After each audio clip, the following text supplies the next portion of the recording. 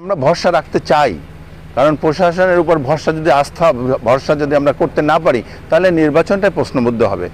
এটা শুধু দেশের জন্য, আমাদের জন্য না, ব্যক্তিগতভাবে না, এটা আমাদের দলের জন্য এবং দেশের জন্য ক্ষতিকারক হবে যদি কোনো কারণে এই নির্বাচনটা কোনোভাবে প্রশ্নবিদ্ধ হয়ে ওঠে। কারণ এটা একটা প্রতীক্ষিত নির্বাচন এবং এটা থেকে দেশ সামনের দিকে এগিয়ে যাবে। খাটো করতে চাই না, তবে দীর্ঘ দিন যে গত সরকার যে ছিল সেই সরকারের দোসর হিসেবে ওনারা ছিলেন এবং এই আমাদের পাটগ্রাম হাতীবান্ধায় কোনো দিন আমি কখনো দেখিনি ওই প্রার্থীর কখনো পাটা পড়েছে। হ্যাঁ, অতএব তিনি তার পৈতৃক ভিটায় এখানে সেই দাবিতে এসেছে। এর আগেও উনি অন্যান্য জায়গায় নির্বাচন করেছে। আপনারা খেয়াল করে দেখবেন যে সেই সব নির্বাচনে কতটুকু উন্নয়নের ছোঁয়া উনি লাগাতে পেরেছে।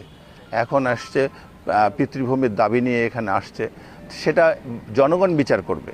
আমরা মূল্যায়ন পরে করব, আগে জনগণ দেখুক। জনগণ বিবেক সম্পন্ন মানুষ আছে, সচেতন মানুষ আছে, এখন রাজনৈতিকভাবে সবাই সচেতন।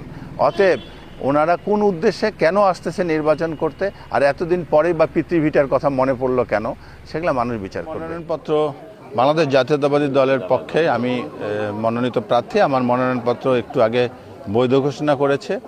আমি এটার জন্য খুবই আল্লাহর কাছে শুকরিয়া আদায় করি এবং আগামীতে নির্বাচনে একটা সুষ্ঠু পরিবেশ থাক, গ্রহণযোগ্য নির্বাচন হোক, এটা আশা করি। আমি আমার পাটগ্রাম হাতীবান্ধা এলাকাবাসীর কাছে দোয়া চাই, ময়মুরব্বীদের কাছে দোয়া চাই, সর্বোপরি যার সমর্থন চাই এবং দোয়া চাই। ইনশাল্লাহ মানুষের সমর্থন এবং দোয়ায় আমরা ইনশাল্লাহ আগামী নির্বাচনে কামিয়াব হব।